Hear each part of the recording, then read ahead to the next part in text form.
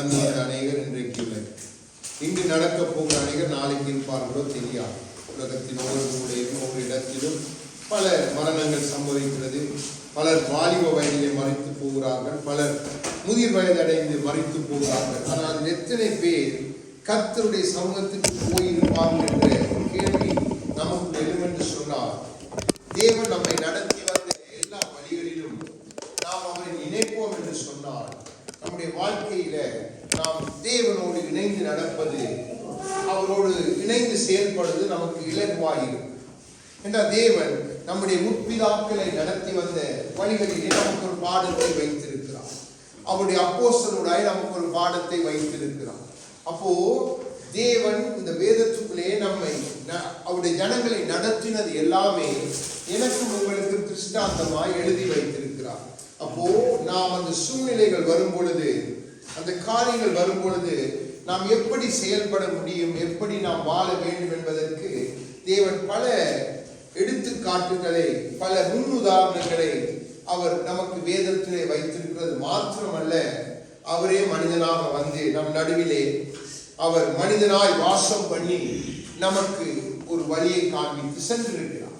அப்போ நாம் எப்பொழுதும் அந்த வழியை நோக்கி பார்த்துதான் நாம் முன்னோக்கி நடக்க வேண்டுமே அல்லாமல், நம்மை நடத்தி வருகிற பாதை ஒவ்வொருத்தரையும் ஒவ்வொரு பாதையில் அவர் நடத்துகிறார். உங்க எல்லாருக்கும் ஒரு தனிமையின் பாதை உண்டு. எல்லாரும் நீங்க குடும்பமாய் இருக்கலாம், மனைவி பிள்ளைகளோடு இருக்கலாம், நீங்க பல பல சூழ்நிலை இருந்தால் உங்களை நடத்துறதுக்கு என்று அவர் ஒரு தனிமையான பாதையை வைத்திருக்கிறார். அந்த பாதையில தான் தேவன் உங்களை நோக்கி பார்க்கிற பாதை.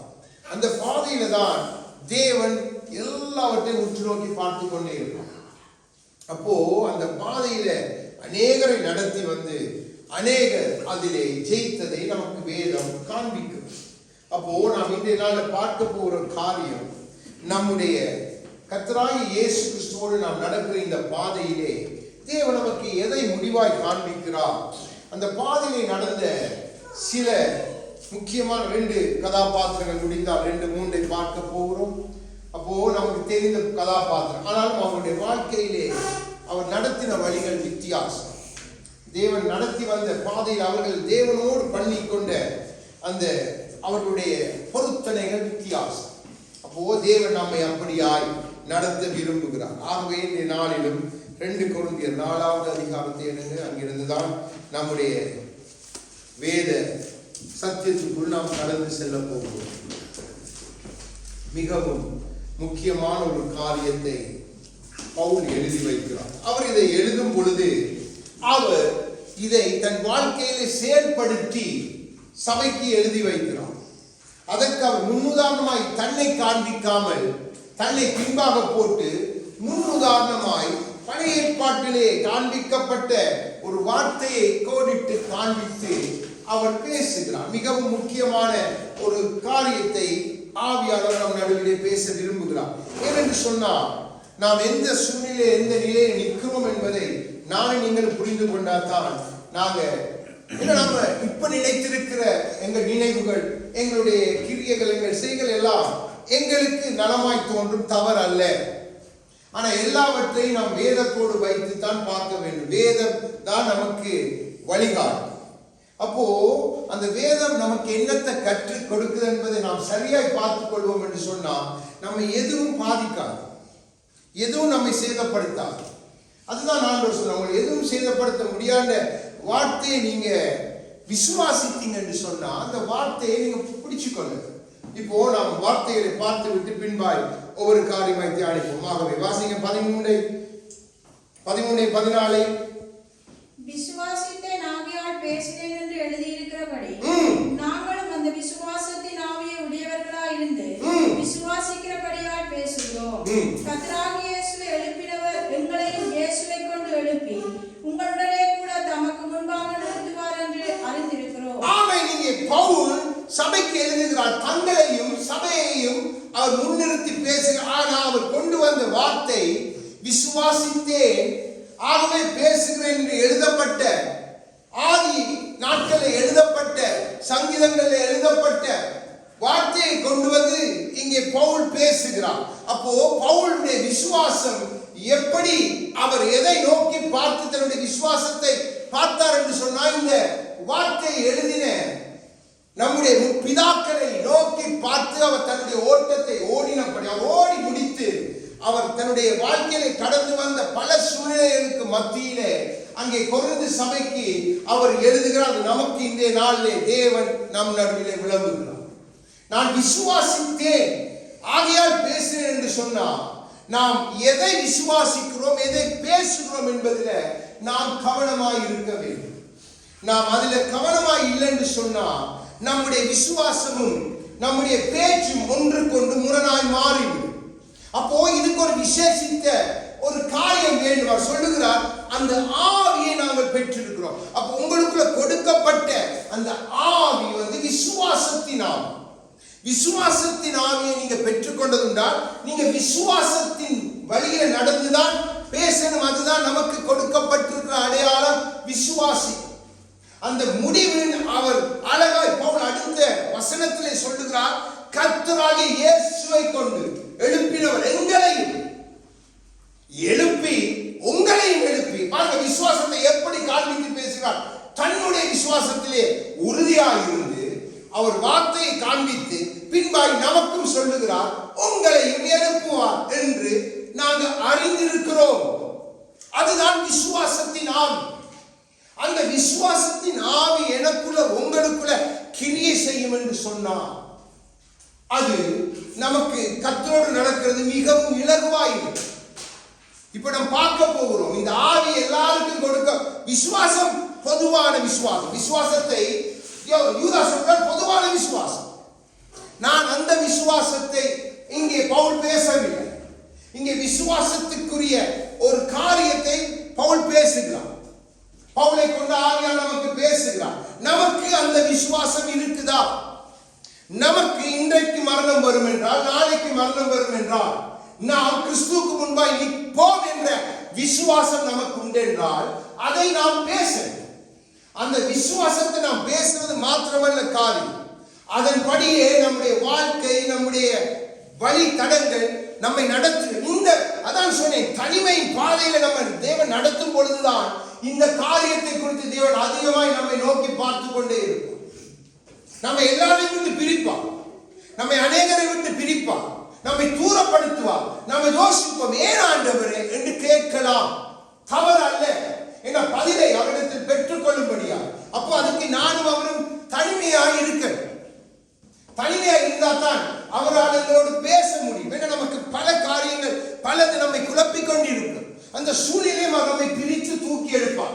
எடுத்து நம்மை தனி திடீரென்று, ஏன் ஆண்டவரே இந்த வழியில இப்படி நடத்தினீர்கள், அங்க வச்சுதான் உன்னோட பேசலாம் மகனே என்ற பல காரியங்கள் உன்னை குழப்புகிறதே என்று ஆவியானவர் திருளம் பட்டுவார். அப்போ இங்கே பவுல் அந்த பாதையை கடந்து வந்தவர், பல தனிமையின் பாதையிலே கடந்து வந்த மனிதர்.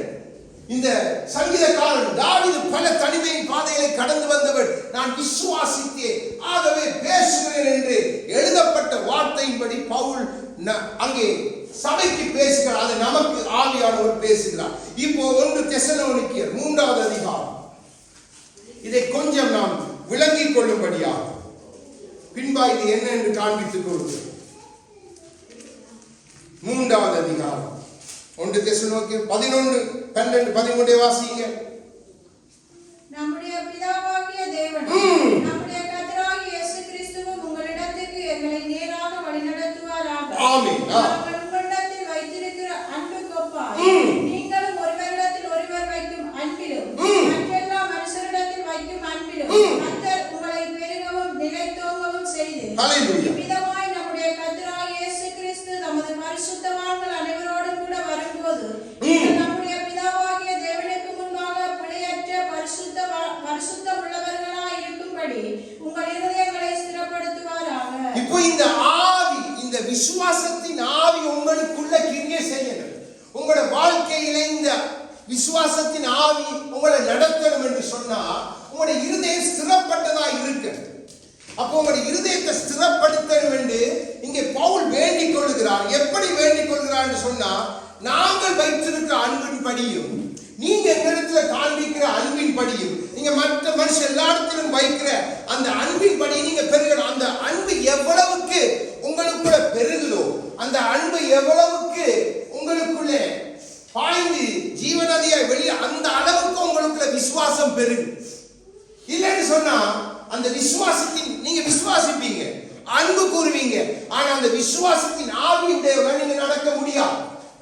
ஏன்னா பரிசுத்தவான்கள் அப்படித்தான் நடந்தாங்க. பரிசுத்தவான்கள் ஆவிதான் சொல்லுகிறார், நீங்க இவ்விதமாய் நம்முடைய கர்த்தராகிய இயேசு கிறிஸ்து தமது பரிசுத்தவான்கள் அனைவரோடு, அப்போ நமக்கு முன்பாய் நடந்த பரிசுத்தவான்கள் நடந்த வழியை இங்கே காண்பித்துக் கொடுக்கிறார். அங்கே நடந்து முடிந்தவர்கள் பரலோகத்துக்கு போனவர்கள் எழுதி வைத்ததை இங்கே பவுல் தன்னுடைய நாட்களை பேசுகிறார். ஆவியானவர் இந்த நாட்களை நமக்கு பேசுகிறார். என்ன இப்படிப்பட்ட விசுவாசம் இல்லை. ஆவிதான் ஆண்டவர் சொன்ன விசுவாசத்தை நான் காண்கிறேன், அந்த ஆவி உங்களுக்கு இருக்காது. உங்களை அந்த ஆவியை விட்டு வழிவிலகி போகிற பல காரியங்கள் அது நமக்கு அழகாய் தெரியும். ஒரு விசுவாசித்து பேசி நடக்கிற ஒரு மனிதன் மனுஷனுடைய வாழ்க்கை விசுவாசிக்கிறேன் என்று சொல்லிட்டு அதன்படி நடக்காம கிரியை செய்கிற மனுஷன் வாழ்க்கை நீங்க இலகுவாய் கண்டுகொள்வீங்க. அப்போ ஆகவே நான் சொல்ல இருதயம் ஸ்திரப்படணும். இந்த ஆவி உங்களுக்குள்ள கிரியை செய்யணும் என்றா அதுக்கு உங்க இருதயம் எப்படி இருக்கணும்? அது பரிசுத்தம் உள்ளதாய் பிழையற்றதா இருக்கணும். உங்களுடைய இருதயம் பிழையற்றதா இருக்கணும். பிழை பிடிக்கிற இருதயமா இருந்தா விசுவாசத்தின் ஆவி உங்களுக்குள்ள கிரியை செய்ய பிழை பிடிக்கிற இதயத்துக்குள்ள அன்பு இருக்கா? நீங்க நன்றாய் விளங்கிக் கொள்ளணும். இந்த விசுவாசத்தின் ஆவி எவ்வளவு முக்கியம் என்பதை நான் உங்களுக்கு காண்பித்துக் கொடுக்கிறேன் வார்த்தையின்படி. இந்த விசுவாசத்தை கொண்ட மனிதர்கள் எப்படி தங்களுடைய சந்ததிக்கு ஆசீர்வாதத்தை வைத்தார்கள், ஆசீர்வாதமாய் மாறினார்கள் என்பதை காண்பித்துக் கொடுக்கிறேன். என் ஆண்டவர் காண்பித்துக் கொடுத்தபடி நான் உங்களிடத்திலே சொல்லுகிறேன். நன்றாய் விளங்கிக் கொள்ளுங்க. நம்முடைய விசுவாசத்தை, நம்முடைய பொதுவான விசுவாசத்தை, ரட்சிப்பின் விசுவாசத்தை இங்கு பவுல் பேசையில் மீண்டும் ஒரு கதை நான் வலியுறுத்தி சொல்லுகிறேன். அது எல்லாரும் உங்க எல்லாரும் யாருக்கு தங்கிட்ட நீங்க சொன்னீங்க ரட்சிப்பட விசுவாசிக்கிறேன், ஓ இயேசு கிறிஸ்து, அதெல்லாம் பொதுவான இது. அதையும் தாண்டின ஒரு விசுவாசம், உங்களை பரலோகத்தில் உறுதியாய் நிறுத்த போகிற விசுவாசம் நான் காண்பித்துக் கொடுக்கும் பொழுது உங்களுக்கு தெரியும். இதை தேவன் இயேசு கிறிஸ்து எப்படி சொல்லுகிறார். ஏன்னா இந்த விசுவாசத்தை நம்ப முடியாத காலத்தில் நாம் இருக்கிறபடினால் ஆண்டவர் நம்மோடு பேச விரும்புகிறார். இப்போ தீமோத்தேயுக்கு பவுல் ஒரு காரியத்தை எழுதுகிறார். 2 தீமோத்தேயு 1வது அதிகாரம் எடுங்க. 2 தீமோத்தேயு 1வது அதிகாரம். பவுல் இதை அழகாய் காண்பித்துக் கொடுக்கிறார். என்ன இது எல்லாருக்கும் பவுலோட நடந்த எல்லாருக்கும் இருக்க இல்லை. இந்த ஆவி, அந்த விசுவாசத்தின் ஆவி பவுல் அழகாய் காண்பித்துக் கொடுக்கிறார். நீங்க பாருங்க, பவுல் சொல்லுகிறார் தீமோத்தேயுக்கு எழுதும் பொழுது பாருங்க 4:1 1வது அதிகாரம் 4-6 வரைக்கும் வசனத்தை வாசிங்க. உன்னிலுள்ள மாயமற்ற விசுவாசத்தை நினைவு கூறுகிறதினால் ஹல்லேலூயா என் முன்னோர்கள் முதற்கொண்டு ஹல்லேலூயா சாட்சியோடு ஆராதித்து வரும் தேவனை நான் ஸ்தோத்திரிக்கிறேன். அந்த விசுவாசம் முந்தி உன் பாட்டியாகிய லோபிசாளுக்குள்ளும் உன் தாயாகிய ஐனிக்கேயாளுக்குள்ளும் நிலைத்திருந்தது. அது உனக்குள்ளும் நிலைத்திருக்கிறது என்று நிச்சயம். ஹல்லேலூயா. இது நிமித்தமாக நான் உன்மேல் என் கைகளை வைத்ததினால் உனக்கு உண்டான தேவவரத்தை நீ அனல் மூட்டி எழுப்பி விடும்படி உனக்கு. ஆமென். அழகாய் சொல்லுகிறார். இந்த விசுவாசத்தின் ஆவி எப்படி இருக்கணும்? மாயமற்றதாய். அழகாய் சொல்லுகிறார் மாயமற்ற விசுவாசம். அதே மாதிரி காண்பித்துக் கொடுக்க முன்னோர்களுக்குள்ள அந்த விசுவாசம் இருந்து, உன் பாட்டிக்குள்ள இருந்துச்சு, உன் தாய்க்குள்ள இருந்துச்சு. தீமோத்தேயுவே அதே விசுவாசத்தை அவங்களுக்குள்ள பார்க்கிறேன். என்ன பவுல் பின்னால பாருங்க, அநேகர் போயிடுவாங்க, சொல்லுவா இவங்க விசுவாச கப்பலை சேதப்படுத்தி போனாங்க. என்ன அந்த விசுவாச ஆவி கிரியை செய்யல. இப்ப பவுல் தனக்குள்ள இந்த விசுவாசத்தின் நிமித்தம் தீமோத்தேயுவுக்கு அங்கே ஜெபம் பண்ணி சொல்றார், உனக்கு கொடுக்கப்பட்ட இந்த ஆவி ஒரு வரம், இதை அனல் மூட்டி எழுப்பினா விசுவாசம் தான், விசுவாசத்தின் ஆவிதான் உங்களை கொண்டு பெரிய காரியங்களை செய்யப்படும். நாம் வைத்திருக்கிற பொதுவான விசுவாசம் அல்ல, சாதாரண விசுவாசம் அல்ல. நன்றாக விளங்கிக் கொள்ளுங்க. நீங்க கர்த்தருக்கென்று உண்மையாய் வாழணும், கர்த்தருக்காய் நான் எல்லாவற்றையும் அனுபவித்து போகணும்னு நீங்க ஒப்பு கொடுத்த அந்த தரிசனம் உங்களுக்கு கொடுக்கப்பட்டு இருந்தா, இந்த விசுவாசத்தின் ஆவியை நீங்க பெற்றுக்கொண்ட மனுஷியா இருந்தா, நீங்க உறுதியாய் போறதுக்கு இந்த விசுவாசம் ஒரு வரமாய் தேவன் கொடுக்கிறார். நான் பின்பாய் காண்பித்துக் கொடுக்கிறேன் கர்த்தராகிய இயேசு கிறிஸ்து என்ன சொல்லுகிறார். அப்போ பவுல் இதை சொல்ற, இதை நீங்க அனல் மூட்டி எழுப்பணும்.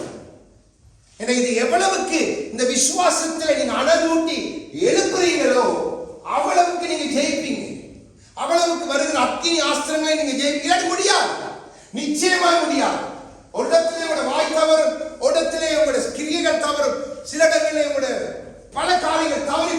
விசுவாசத்தின் ஆவியின் கீழே பலர் இப்படியாய் தவறி போகிறார். ஏன்னா அந்த ஆவியை அவர்கள் பெற்றுக்கொள்ள இல்லை. அது ஒரு வரம். அது எல்லாருக்கும் கிரியை செய்ய முடியாது. அதை கேட்கிறவர்கள், அதை வாஞ்சிக்கிறவர்கள், அதற்காக தாகம் உள்ளவர்கள் மேலே அதை கொடுக்கிறார். அதை அவர்கள் பெற்றுக்கொள்வார்கள். இப்போ 7, 8, 9 வாசிங்க. தேவன் நமக்கு பயமுள்ள ஆவியை கொடாமல் பலமும் அன்பும் தெளிந்த புத்தியுள்ள ஆவியை கொடுத்திருக்கிறார். ஆமே. இந்த விசுவாசத்தின் ஆவி உங்களுக்குள்ள இருந்தா முதலாவது உங்களுக்கு பயம் வராது. நீங்க பயப்பட மாட்டீங்க. நீங்க எதற்கு பயப்படுறீங்க? கர்த்தருடைய வசனத்துக்கு. ஏன்னா வசனத்துக்கும் அவருடைய கிரியைகளுக்கும் அவருக்கு மாத்திரம் தான் நீங்க பயப்படுவீங்க. அப்போ நீங்க அந்த பயத்தின் ஆவி உங்களுக்குள்ள இருக்கா? உங்களுக்குள்ள ஒரு பலமான அன்போட தெளிந்த புத்தியோட ஒரு ஆவி, அந்த விசுவாசத்தின் ஆவி கிரியை செய்யும். இதைத்தான் தெசலோனிக்கேயருக்கு எழுதும் போது அவர் சொல்றார், அதை நீங்க ஸ்திரப்படணும். இங்கே தீமோத்தேயுக்கு சொல்லும்போது சொல்றார், அந்த பரிசுத்த அந்த ஆவினால், விசுவாசத்தின் ஆவினால் அதுல நீங்க பலப்படணும். ஏன்னா இந்த காலம் நீங்க நிக்கிற காலம் மகா மகா மகா கொடிய காலம். இங்க நீங்க விசுவாசத்தை பேசிட்டு அடுத்த அடி வைக்கக்குள்ள ஒரு விசுவாசத்தை எடுத்து போறதுக்கு உடனே சோதனை, உடனே வருவாங்க. ஏன்னா அந்த ஆவியை நீங்க வளரக்கூடாது. அந்த ஆவியை நீங்க பலப்படக்கூடாது. அந்த ஆவியினால உங்கள் பயம் தெளிந்து போய் விடக்கூடாது. உங்களை பயத்துக்குள்ள வைத்திருக்கணும். உங்களை தெளிவில்லாம வைத்திருக்கணும். உங்களை கொஞ்சம் அன்பில்லாம வைத்திருக்கணும். உங்களை கொஞ்சம் மாசு படுகிறதா வைத்திருக்கணும். பிழைகிறதா வைத்திருக்கணும். இதுல சாத்தான் கண்ணும் கருத்துமா இருக்கு. அப்போ ஆவியானவர் அதில் இருந்து நம்ம விடுவிக்கிறதுக்கு ஆவிதான் நீங்க தெளிவாய் பவுலை கொண்டு பேசுகிறார். தொடர்ந்து வாசிங்க 8, 9.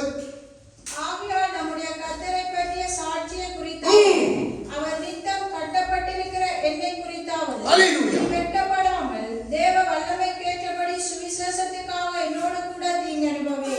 அவர் நம்முடைய கிரியைகளின்படி நம்மை ரட்சிக்காமல் நம்முடைய தீர்மானத்தின்படியும் ஆதி காலம் முதல் கிறிஸ்து இயேசுவுக்குள் நமக்கு அருளப்பட்ட கிருபையின்படியும் நம்மை ரட்சித்து பரிசுத்த அழைப்பினாலே அழைத்தார். அவருடைய அந்த அழைப்பினால் நீங்க விசுவாசத்தையும் அந்த ரட்சிப்பை நீங்க பெற்றுக்கொண்டீங்க. அது கிருபை. அப்போ நீங்க ஆதி முதலாய் உங்களை தெரிந்து கொண்டவர் உங்களுக்குள்ளே கிரியை செய்யணும், உங்களை கொண்டு செய்யணும். உங்களை நீங்க எல்லாத்திலும் நிலைத்திருக்க நீங்க ஒன்றுக்கு வளம் சொல்லுகிறார். பாருங்க, இப்ப பவுல் கட்டப்பட்ட நீ நான் கட்டப்பட்டிருக்கிறேன் இல்ல எனக்கு எதிராக பல நீ அதை குறித்து நீ வெட்கப்படக்கூடாது. நீ அழைக்கப்பட்ட அந்த விசுவாசம் இணைந்து இருக்கணும். நீ அதோட சேர்ந்து வரணும். அழகாய் சொல்லுகிறார் அந்த 8வது வசனம். ஆவியா நம்முடைய கர்த்தரை பற்றிய சாட்சியை குறித்தாகும். இப்ப பவுல் கர்த்தருடைய சாட்சியா நிற்கிறார்.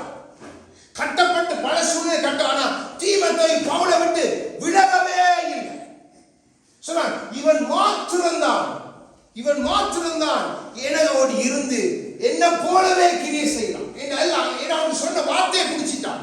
அந்த கொடுக்கப்பட்ட அந்த வசனத்துக்கு, அந்த கொடுக்கப்பட்ட அந்த ஊழிய அழைப்புக்கு அப்படியே பாத்திரனாயப்பு கொடுக்கப்படுகிறான். அது வெட்கப்படவே இல்லை. தீங்கு அனுபவிக்கிறான். வருகிற எல்லாத்திலும் பவுலோடு இணைந்து நிற்கிறான். பவுல் ஒரு காரியத்தை சொன்ன உடனடியாக தீமோத்தேயுவை பார்த்து சொன்ன, தீமோத்தேயுவே அதை தோல் சுள்ள கொண்டு வா, என்னுடைய உருமால்களையும் கச்சையும் கொண்டு வா. அந்த விசுவாசம் இப்படிப்பட்ட நம்மை ராஜா சொல்லிட்டாண்டா, நமக்கு மேல் ஒரு அழைப்பு வைத்து நீ தான் செய்யணும்டா, நம்ம அதுல சரியா நிற்கிறதே இல்லை. அப்போ தேவன் பார்ப்பான். அதுக்கண்டு நமக்கு விசுவாசத்தின் அந்த பாருங்க, தீமோத்தேயு அதை பெற்று அப்படியே பிடிச்சுக்கணும், விடவே இல்லை. விடாதபடினாலதான் அவன் அதில் நினைத்திருந்தார். 13, 14 வாசிங்க. அதுல இருக்கு, நீ கிறிஸ்து இயேசுவை பற்றி விசுவாசத்தோடு ஹல்லேலூயா அன்போடு என்னிடத்தில் கேட்டிருக்கிற ஆரோக்கியமான வசனங்களின் சட்டத்தை கைக்கொண்டிரு. ஆமென். உன்னிடத்தில் ஒப்புவிக்கப்பட்ட அந்த நற்பொருளை நமக்குள்ளே வாசம் பண்ணுகிற பரிசுத்த ஆவியினாலே காத்துக்கொள். ஆமென். விசுவாசம் என்கிற நற்பொருள் நமக்கு வார்த்தையாக கிறிஸ்துவாக நமக்குள்ளே வாசம் பண்ண கொடுக்கப்பட்ட வரமாய் பரிசுத்த ஆவியை வந்திருக்கா. அது நல்ல பொருள். அதுக்காக நீ தீங்கு அனுபவிக்கணும். அதற்காக நீ போராட. அப்பதான் உன் விசுவாசம் மாயமற்றதா இருக்கும். உன் விசுவாசம் நீ நிலைத்திருப்பாய். நீ உனக்கு கொடுக்கப்பட்டதை செய்து முடிப்பாய். தீமோத்தேயு செய்து முடித்தான். பவுலுக்கு நன்றாய் தெரியும். தீமோத்தேயு இதை செய்வான் என்று சொல்லி. அப்போ அதுக்குத்தான் தேவன் எதிர்பார்க்கிறார். அந்த விசுவாசத்தை ஊட்டிட்டான்னு சொன்னா ஒரு சிலருக்கு 12 பேருக்குள்ள கொடுக்கப்பட்ட அந்த விசுவாசம் பின்னாலே அநேகரை ரட்சிப்புக்குள்ளாய் நடத்திட்டு அந்த மாயமற்ற விசுவாசம் எதற்கு போனாலும் கிறிஸ்துவோடு கூட பின்னால பாருங்க, கிறிஸ்துவ அடிக்கப்படுறாங்க, கொல்லப்படுறாங்க, அவங்க விடவே அதுதான் அந்த விசுவாசத்தின் ஆவி. அந்த ஆவி, அந்த விசுவாசம், அந்த வரம், அதை பெற்றுக்கொண்டவங்க அந்த பதம் பரிசுத்த ஆவியை நமக்கு கொடுக்கிறது. அதை நம்ம விட்டுட்டோம் என்று சொன்னா நம்ம கிறிஸ்துவோட நடப்பது, நம்ம பரிசுத்த ஆவியோட நடப்பது சரியான கடினம். நமக்கு பாத கடினமா போயிடும். நமக்கு கொஞ்சம் இது வந்தா நம்ம பின்வாங்கி போறதுக்கு நம்மை சத்துரு இழுத்து போடுவான். இந்த விசுவாசம் தான் நான் சொன்னேன், இந்த விசுவாசத்தை எல்லாராலையும் விசுவாசிக்க முடியாது, எல்லாராலும் விசுவாசிக்க முடியாது. அப்போ மத்தேயு 19:11 எடுத்து வாசிங்க. ஆண்டவர் சொல்லுகிற காரியம், இயேசு கிறிஸ்து இந்த பூமியில ஒரு காரியத்தை சொல்லி போட்டு அவர் சொல்லுகிறார். மத்தேயு எடுங்க, மத்தேயு 19வது அதிகாரம் 11வது வசனத்து முதல் வாசிங்க. இதுக்கு பின்பாய் நான் இந்த காரியத்தை காண்பித்துக் கொள்கிறேன். மத்தேயு 19வது அதிகாரம் 11வது வசனம் 29வது பக்கம். அதற்கு அவர் வரம் பெற்றவர்களே தவிர மற்றவர்கள் இந்த வசனத்தை ஏற்றுக்கொள்ள மாட்டார்கள். ஆமென். இந்த வசனத்தை நீங்க ஏற்றுக்கொள்ளணும் என்றால் அந்த வரத்தை நீங்க பெற்றிருக்க. ஏன் சொல்லுகிறார்? அடுத்த வசனத்தை வாசிங்க. அடுத்த வசனத்தை, தாயின் வயிற்றிலிருந்து அன்னவர்களாய் பிறந்தவர்களும் உண்டு, மனுஷர்களால் அன்னவர்கள் ஆக்கப்பட்டவர்களும் உண்டு, பரலோக ராஜ்யத்தின் நிமித்தம் தங்களை அன்னவர்கள் ஆக்கி கொண்டவர்களும் உண்டு. இதை ஏற்றுக்கொள்ள வல்லவன் ஏற்றுக்கொள்ள கடவன் என்றார். பாருங்க, இது எல்லாரும் நீங்க ஏற்றுக்கொள்வீங்கன்னு சொல்ல இல்ல, சீசர்களை பார்த்து சொல்லுகிறார், விசுவாசத்துக்கு அழைக்கப்பட்டவர்களை பார்த்து சொல்லுகிறார். நீங்க அன்னவர்கள் ஆனாலும் நீங்க அந்த பாதையில தான் நடக்கணும் என்று சொல்றேன். ராஜ்யத்தின் நிமித்தம் நீங்க நடக்கிறதுக்கு உங்களுக்குள்ள அந்த விசுவாசம் இருந்தா அதுதான் வரம். அது உங்களுக்குள்ள இருந்தா அது கிரியை செய்யும். இது எல்லாருக்குள்ளே இல்ல, ஆண்டவரே சொல்லிட்டார். ஆகவேதான் பவுல் சொல்லுகிறார், பவுலும் சொல்லுகிறார், அதை காண்பித்துக் கொடுக்கிறார். அது வரம். ஆகவேதான் அங்கே அவருடைய தாயிலிருந்து, அங்கே பேத்தியாரிடத்திலிருந்து அவர் காண்பித்து அதை தீமோத்தேயுவை காண்கிறார். இன்று எல்லாருக்கும் நீங்க காண முடியாது, ஆண்டவரை காண முடியாது. இப்போ நான் உங்களுக்கு சில கதாபாத்திரங்களை காண்பித்துக் கொடுக்கிறேன். நமக்கு தெரிஞ்சது எரேமியா 35வது அதிகாரம் நமக்கு தெரியும். அங்கே ரெகாபியரின் கூட்டத்தை தேவன் அழைத்து வருகிறார்.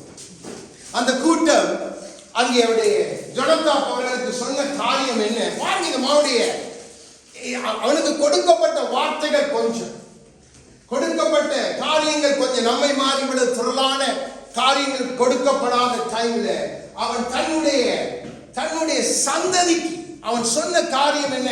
நீங்க திராட்சை ரசம் குடிக்க கூடாது, நீங்க உங்களுக்கு வீடுகளை கட்டக்கூடாது, நீங்க கூடாரத்தில் வாசம் பண்ண அன்னகர்கள் போல.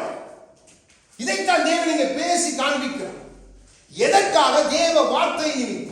அவன் சொன்ன அந்த வார்த்தை நிமித்தம் அவர்கள் அப்படியே தங்கள் தகப்பன் சொன்ன அந்த காரியத்தை அவர்கள் அப்படியே பின்பற்றினபடியினால் தேவனை தன் ஜனங்களோடு ஒப்பிட்டு பார்க்கிறார். இந்த விசுவாசத்தின் ஆவி கிரியை என் ஜனங்களுக்குள்ள இல்லையே. ஆகவேதான் தீர்க்கதரிசியை கொண்டு டெஸ்ட் பண்ணி காண்பித்து சொல்றார், பார் இவர்கள் செய்து பார் என்று அவர்களுக்கு தெரியும். அவருடைய விசுவாசம் தங்கள் தகப்பன் சொன்னதை அப்படியே விசுவாசிக்கிற ஆவியை பெற்றுக் கொண்டவர்கள். அப்போ அவர்கள் அதில் மாறவே இல்லை. ஆகவே தேவன் சொல்லுகிறார், இவர்கள் எனக்கு முன்பாக நிற்பார். இவர் ஒருவன் எனக்கு முன்பாக நிற்காம போறதே இல்லை என்ற அந்த விசுவாசம், அதைத்தான் பவுல் சொல்லுகிறார். இந்த விசுவாசம் உங்களுக்கு இருந்தால் அதை பேசுகிறேன். இங்கே இயேசு கிறிஸ்து சொல்லுகிறார், அதன் நிமித்தம் அன்னகர்கள் ஆனவர்கள் பலர், அதற்காக தீங்கு அனுபவித்தவர்கள் பலர். ஏன்? அந்த விசுவாசம் மாயமற்றதாய், அன்பு நிறைந்ததாய், பரிசுத்தம் உள்ளதாய், பிழையற்றதாய், குற்றமற்றதாய் இருந்தபடியினால் அதை செய்து முடித்தார்கள். பல தனிமையின் பாதை, பல நிந்தனைகள், பல அவமானங்கள், பல பேச்சுகள், பல துப்பங்கள், பல குற்றங்கள், பல காரியங்கள் அசைந்து கொடுக்காமல் நடந்தார்கள். அப்போ அதுக்கு நாம் நன்றி சொல்ற அந்த பாதை நம்மை நடத்தும் பொழுதுதான் நம்முடைய விசுவாசம் அங்கே டெஸ்ட். அப்போ நம்முடைய வாயின் அறிக்கையை தனிமையில வைத்து பார்ப்போம். இந்த நேரத்தில் இவங்க என்னத்தை செய்யறாங்க, எதை செய்யறாங்க, எப்படி கிரியை செய்யறாங்க என்பதை பார்ப்போம். அது மிக முக்கியம். தேவன் அந்த இடத்துல நம்மை கூர்ந்து பார்க்கிற காரியம். நன்றாக விளங்கிக் கொள்ளுங்க. அப்போ அந்த விசுவாசம் ஜோனத்தானுடைய அந்த சந்ததி பாருங்க, அந்த சந்ததி சந்தானமே ஆசீர்வதிக்கப்பட்டுட்டது என்று அவன் அதை கொடுத்தான். அந்த ஆவி அவர் அப்படியே குடித்துக் கொண்டான். அப்படியே கிரியை செய்தாங்க. அவங்க கர்த்தருக்கு முன்பாய் மேன்மை பெற்றாங்க. கர்த்தரின் ஜனத்தை காட்டிலும் மேன்மை பெற்றாங்க. இன்றைக்கு கர்த்தருடைய ஜனம் என்று சொல்லுகிற இஸ்ரவேலரை காட்டிலும் மேன்மையான ஸ்தானத்தில் கர்த்தராகிய இயேசு கிறிஸ்துவுக்கு நாம் அழைக்கப்பட்டிருக்கிறோம். ஆனா அவர்களுக்குள்ள இருந்த அந்த விசுவாசத்தின் ஆவி நமக்குள்ள இருக்கா? கேள்விக்குறி. பாருங்க, அவர்கள் அந்த தேசத்துல எதுக்குமே அவங்க வர இல்லை. கூடாரத்தை அமைத்தாங்க, பிரித்தாங்க, போயிட்டாங்க, காரியத்தை செய்யலாங்க. அவர்கள் விசுவாசம் எங்களுக்கு ஒரு பரம ஸ்தலம் உண்டு, பரம ராஜ்யம் உண்டு, அதை ஜோனத்தான் கொடுத்தார் என்றார். ஆகினால் யெகூ அவனை பார்க்கும்போது அவனுடைய இருதயம் என் இருதயம் உன் இருதயம் செம்மையா இருக்க. அந்த விசுவாசத்தின் இருதயம் இணைந்தார். செம்மையாய் வழிநடக்கும், செம்மையாய் காரியத்தை செய்வார். அதுதான் தேவன் எதிர்பார்க்கிறது. நமக்கு தேவன் ஊழியத்தை கொடுக்கும் பொழுது, நமக்கு தேவன் ஒரு காரியத்தை கொடுக்கும் பொழுது நம்மை நம்புகிறார். அதுதான். அதற்காக பல தீங்கை கொண்டுவான் சத்துரு, பல நிந்தனைகள், பல அவமானங்கள், பல முகம் சுழித்தல்கள், பல பேச்சுகள், பல காரியங்களை நீங்க கேட்க வேண்டி வரும். ஆனா உங்களுக்குள்ள அந்த விசுவாசத்தின் ஆவி இருந்துட்டா இதெல்லாம் உங்களுக்கு தூசு, இதெல்லாம் தூசு, எல்லாத்தையும் நீங்க தள்ளிட்டு போயிட்டே இருப்பீங்க. இன்னொரு 2 சாமுவேல் 19 அதிகாரம் பாருங்க. ஒரு ராஜாவுக்கு ஒரு மனிதன் எவ்வளவு உண்மை உள்ளவனா இருக்கான் என்பதற்கு நல்ல ஒரு எடுத்துக்காட்டு. அவன் எப்படி அந்த தாவீது ராஜாவை விசுவாசித்தான். மேலிபோசே உங்களுக்கு தெரியும். நாங்களே வசனங்களை வாசிக்கிறேன், உங்களுக்கு தெரிஞ்சபடியெல்லாம் அதிகாரத்தை சொல்றேன். பின்பாய் வீட்டை போய் வாசித்து பாருங்க.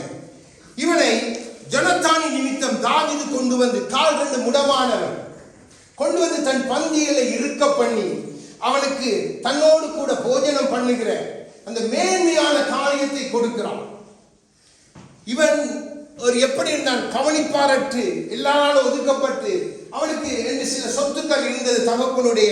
அதுக்கு வேலைக்காரன் சேபா என்ற வேலைக்காரன் இருக்கிறான். அவனுக்கு 15 குமாரன் இருக்கு. அவனுக்கு வேலை செய்து கொண்டு அவனுக்கு எஜமானனை போலத்தான் ஒரு அளவுக்கு வசதியாத்தான் இருந்தான். ராஜா விட்டு பிள்ளை. ஆனா பாருங்க, தாவீது செய்த நன்மை நிமித்தம் தாவீது திரும்பி வரும் பொழுது இவன் தாவீதுக்கு முன்பாக வருகிறான். வந்து பாருங்க, அவன் சொன்ன காரியம் என்னென்றா, தாவீது கேட்கிறான் அவனை பார்த்து, நீ ஏன் கூட வராம போனது என்ன? மேபிபோசேத், நீ ஏன் என்னோட வரையில? அவன் சொல்லுகிறான், என் வேலைக்காரன் என்னை ஏமாற்றினான். பாருங்க, வேலைக்காரன் என்னை ஏமாற்றினான். என்ன? எனக்கு பொய்யா காரியத்தை சொல்லிட்டு அவன் போயிட்டான். அப்படித்தான் அவன் செய்தான். சொல்றான், நீங்க போன நாள்ல இருந்து ராஜாவே நான் குளிக்க இல்லை, என் கால்களை நான் கழுவே இல்லை, என்னுடைய இதை கூட நான் சவரம் பண்ண இல்லை, என் வஸ்திரங்களை கூட நான் தோய்த்து மாற்ற இல்லை. ஒரு ராஜா மேல அவன் செய்த நன்மையை பெற்றுக் கொண்டதனால் அவனுடைய விசுவாசத்தை பாருங்க. இதுதான் விசுவாசத்தின் ஆவி. நமக்கு நம் ராஜா ரத்தத்தையே சிந்தி மீட்டு தம்முடைய பந்தியில பானம் நடந்ததாலும் நமக்குள்ள இந்த விசுவாசம் இல்லை. இப்ப பாருங்க இவன் எப்படி அன்னகர் ஆகிறான் என்று சொல்லி. அப்போ தாவீது சொன்னான், சரி உண்ட காரியத்தை பிறகு பார்த்துக் கொள்வோம் என்று சொல்லிட்டு அவன் சொல்றான், நீயும் அவனுடைய வேலைக்காரன் என்ன செய்யுங்க, சொத்தை பிரிச்சிருங்க. இந்த வேலைக்கார சொத்துக்காகத்தான் இவனை மோசம் போக்கிறான். அவனே சொல்லுகிறான். அவன் என்ன சொல்றான், ராஜாவே நான் உண்மை பார்த்துட்டேன், நீர் திரும்பி வந்துட்டு எனக்கு இந்த சொத்து ஒன்றும் வேணாம், அவனே எடுக்கட்டும். என்ன விசுவாசம் பாருங்க, என்ன விசுவாசம். நமக்கு இந்த விசுவாசம் இருக்குதா? ராஜாவே, நம்முடைய இயேசு ராஜாவே இருக்குதா? யோசிச்சு பாருங்க. நமக்கு ஒரு இழப்பு வருதுன்னு சொல்லி நம்ம உடனடியாக நோ பண்ணிட்டு போயிடுவோம். ஆனா அது இல்லை. என்ன? அவர் தான் நம்மை ஆசீர்வதிக்கிறவர், அவர் தான் நம்மை உயர்த்துகிறவர். அதன் நிமித்தம் இந்த மேபிபோசேத்தை அந்த கிவேனியர் வந்து அங்கே சவுலுடைய குடும்பத்தை தூக்குல போடணும் என்று கேட்ட பொழுது தாவீது இவனை பாதுகாக்கிறான். இந்த உயிர் பாதுகாக்கப்படுது. நன்றாக விளங்கிக் கொள்ளுங்க. எது மேன்மை? நம்முடைய ஜீவன் பாதுகாக்கப்படுறது, அது நம்முடைய ராஜாவோடு போய் இணைகிறது. அதுக்குரிய விசுவாசம் நமக்கு இருக்கா?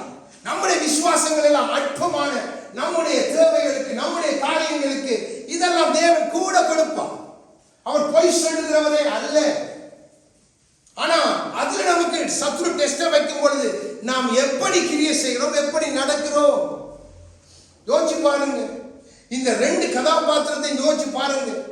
எதை கற்றுக் கொடுத்தாங்க பிள்ளைகளுக்கு? பழைய ஏற்பாட்டில் வாழ்ந்த பரிசுத்தவான்கள். அவரை விசுவாசித்தல கொண்டு கற்று பேசி செய்து காண்பித்தாங்க. பவுல் எடுத்து பேசுகிறார். நன்றாக விளங்கிக் கொள்ள. நமக்குள் இப்படிப்பட்ட காரியம் இருக்குதா? நாம் அதை கொஞ்சம் ஆராய்ந்து பார்த்து அதை சரி செய்து நம்மை கர்த்தரோடு ஆவியானோடு இணைத்துக் கொண்டு இதற்காக நம்ம கதறணும். இந்த விசுவாசத்தின் வரத்தபடி நீங்க பெற்றுக் கொண்டுட்டீங்கன்னா உங்களோட காரியங்கள் எல்லாம் தேவனுக்கு முன்பாக தலைகளாய் மாறிட்டு நான் காண்பித்துக் கொடுக்கிறேன். லூக்கா 22வது அதிகாரம் எடுங்க.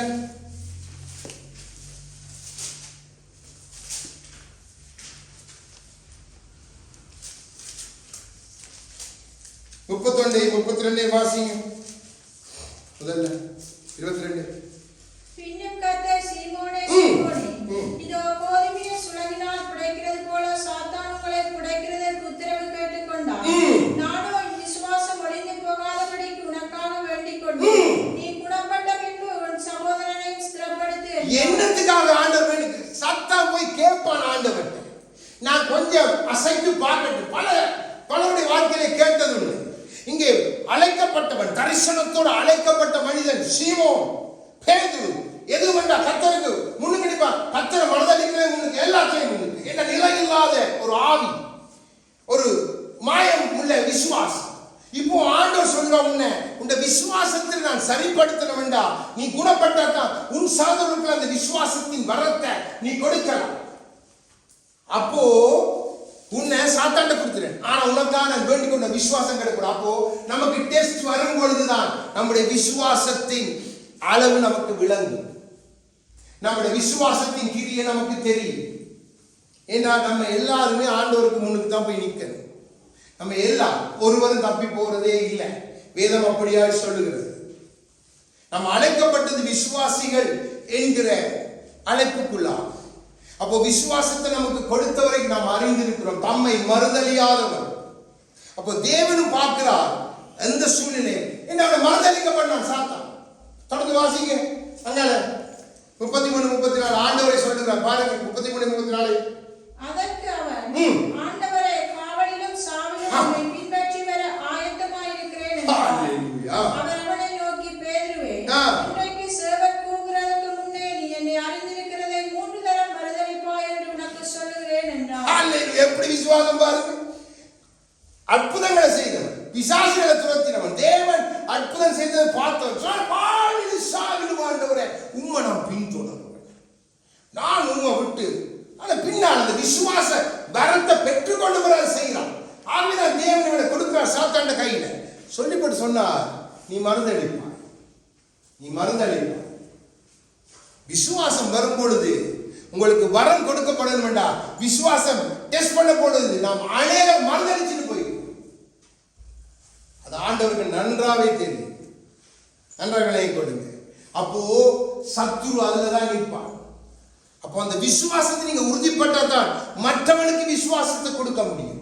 மற்றவன் அந்த விசுவாசத்துக்குள்ள நடத்த முடியும். மற்றவர்களுக்காக நீங்க கிரியை நடத்த முடியும். அது ஒரு வரம்.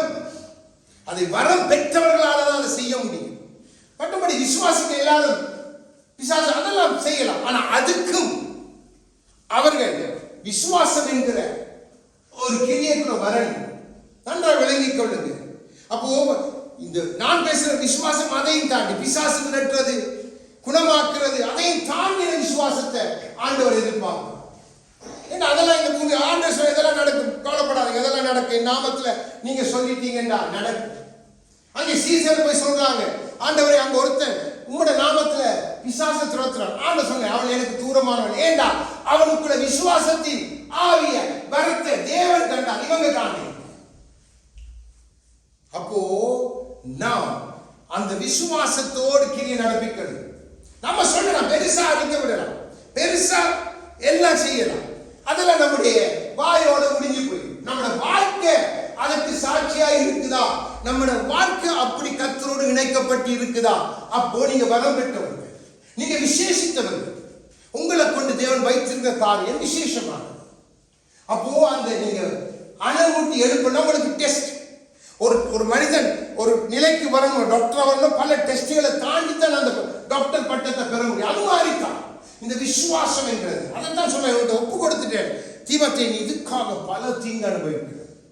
இதைத்தான் ஆண்டவர் பேதுருக்கு சொல்றாரு. பேதுருவே, என்ன தீங்க கொண்டு வருவன் சத்துரு, அவனை கேட்டுட்டாங்க, நானும் கொடுத்துட்டேன். ஆனா நீ பயப்படாத, இந்த விசுவாசத்துக்காக தான் நான் பண்ணி கொண்டேன். ஏன்னா அந்த விசுவாசம் வந்தா நீ சேதப்பட மாட்டேன், உன் உயிருக்கு ஆபத்து வராது, நீ தப்பிடுவான். அந்த விசுவாசம் இல்லாம நான் உன்னை காப்பாத்தி ஒரு பிரயோசனம் இல்லை. பின்னால நீ உன்னுடைய ஆத்மா ஆவியை நீ இழந்து போவ. அவை உனக்கு விசுவாசம் அவசியம் என்பதை இங்க ஆவியானவர் நமக்கு காண்பிக்கிறோம். அப்போ நம்ம அந்த விசுவாசத்துக்குள்ள நம்ம கொண்டு வரணும் என்று தேவனுடைய விருப்பம். ஆகவேதான் இந்த விசுவாசத்தை நிலைநிறுத்தின பேதுரு நமக்கு ஒரு ஆலோசனை சொல்கிறார். 1 பேதுரு 1 அதிகாரம்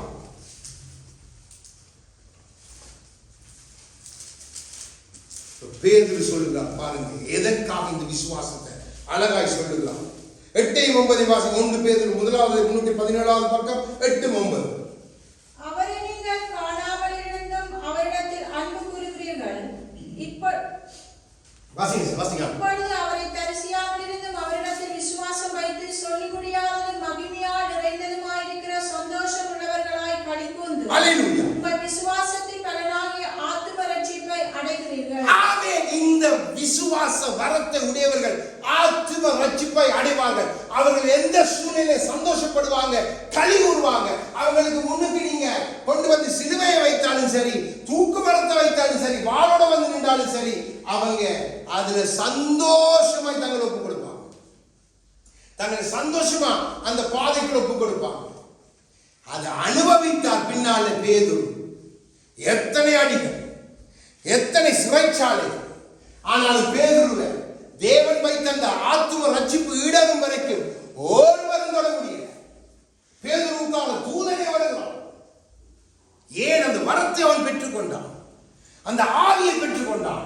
அவனுக்கு கவலை சந்தோஷமா படுத்து தூங்குறான். ஒருத்தர் நம்மளை கொண்டு போய் சிறைச்சாலையில போட்டுட்டா நமக்கு தூக்கமே வராது. பவுலும் தன் பானபலியை கோபுரம் தலைமை அவன் சொல்றான், எனக்கு பிரச்சனை இல்லை, எனக்கு ஜீவ கிரீடம்.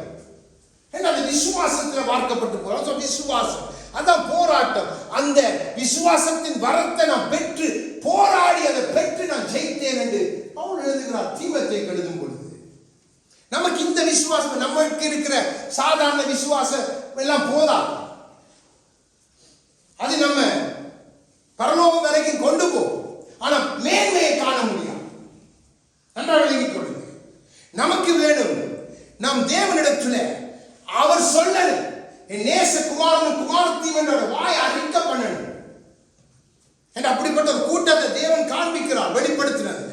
அவங்க எல்லாத்திலும் அவங்களுக்கு வந்த துன்பங்கள், உபத்திரவங்கள் எல்லாத்திலும் விசுவாசத்தின் ஆவியை பெற்றபடியா நேரா போய் அவருடைய பலிபீடத்துக்கு முன்னுக்கு நிற்கிறாங்க. தேவனும் அவருடைய கண்ணீர் யாவும் துடைத்து தேவனே அவர்களை மேய்ப்பார் என்று தேவன் சொல்லிட்டார். இப்போ நம்முடைய அறிக்கை என்னத்துக்காக நாம் அறிக்கை பண்ணுகிறோம்? ஆண்டவர் நமக்கு தரலன் என்று சொன்ன காரியங்கள் நம்முடைய அறிக்கையில இருக்கணும். தெரியுமா?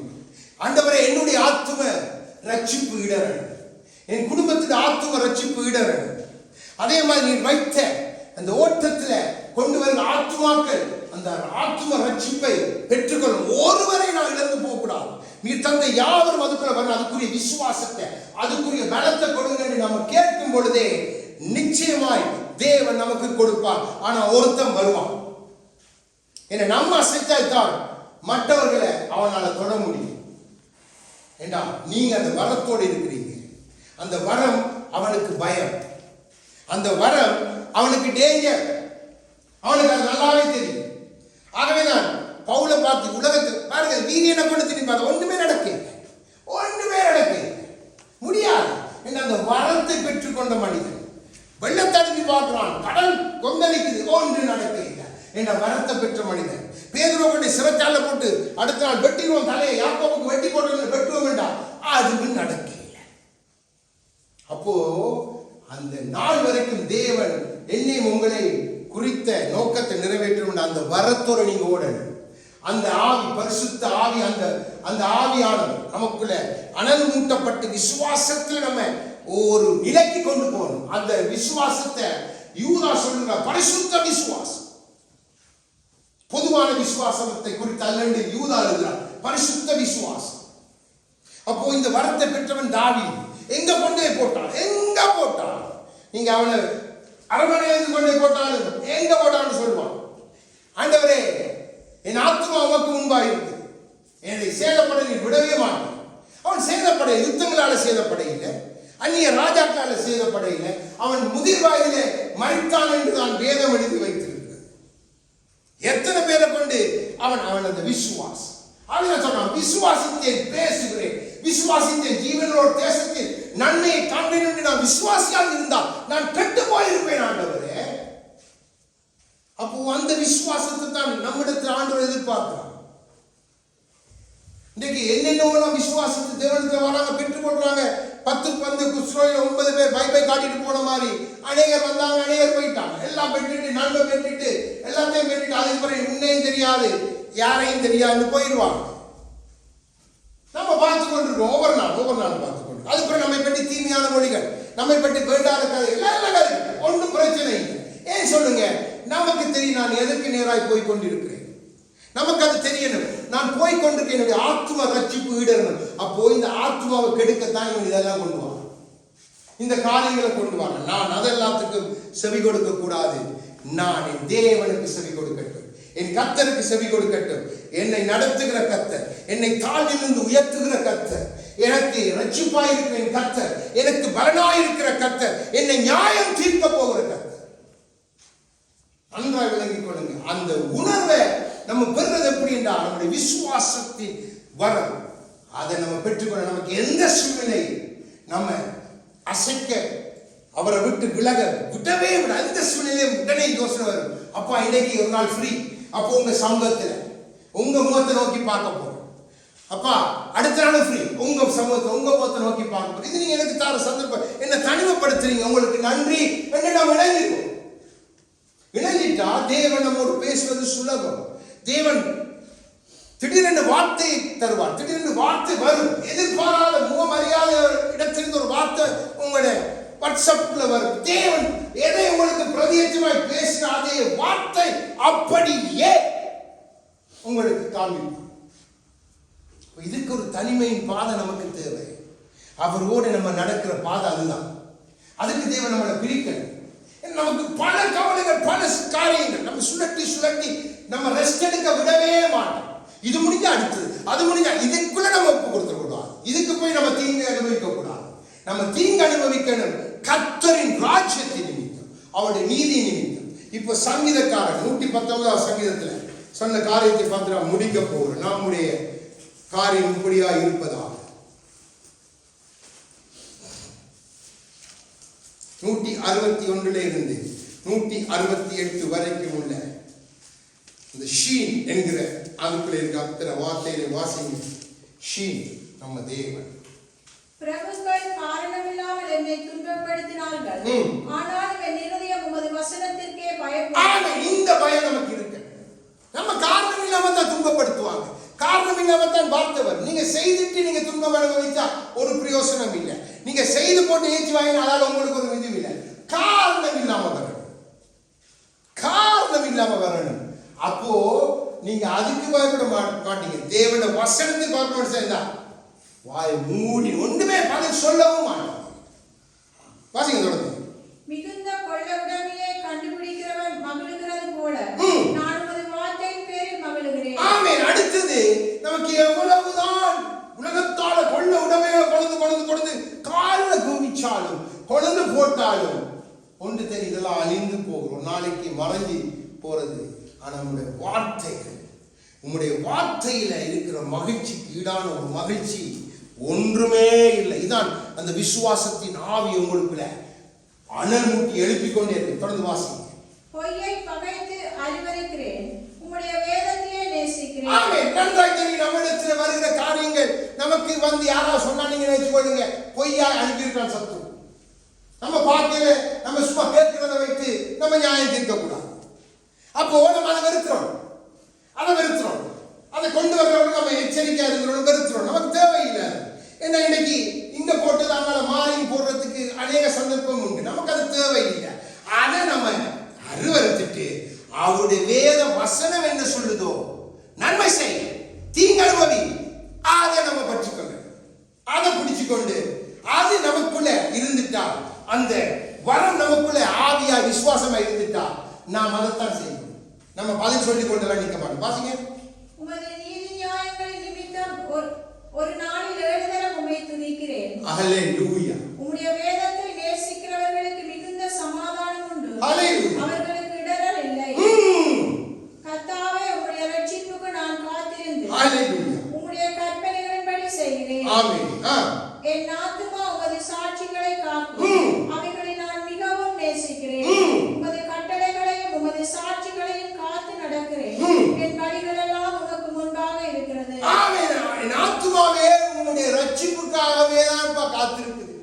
அந்த ரட்சிப்புக்குள்ள நான் வந்துடணும். அப்பதான் இந்த ஆத்துமா ஈடேறும். அதற்காக நான் இந்த எல்லாம் சகிக்கிறேன் ஆண்டவரே. இது எல்லாத்தையும் இல்லைன்னு உம்மோட சாட்சி நீர் எழுதி வைத்திருக்கிறீரே, விசுவாசத்தை பேசுவேன் என்று நீர் எழுதி வைத்து ஒவ்வொரு சாட்சியிலே நான் கூர்ந்து பார்க்கிறேன். ஆமாண்டவர், இப்படியெல்லாம் நடந்திருக்கிறாங்க. உமக்காக எத்தனை சூழ்நிலைகள் கொண்டு போய் எண்ணெய் சட்டியில போட்டுட்டான், அப்பையும் மறுதளிக்கல. அங்க கொண்டு போயிட்டு நெருப்புக்குள்ள போட்டுட்டாங்க, அப்பையும் மறுதளிக்கல. சிங்க கெடுக்குள்ள போட்டுட்டாங்க. அதெல்லாம் விசுவாசத்தின் அவர் விசுவாசத்தின் ஆவி. நான் அப்படி இருக்கணும், நான் அப்படி நடக்கணும் ஆண்டவரே. அதுதான் தேவன் நம்மிடத்தில் எதிர்பார்க்கிறது.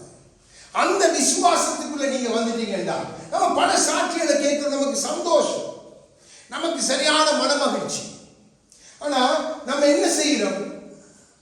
அதை கேட்டுட்டு திருப்தி அடைகிறோம்.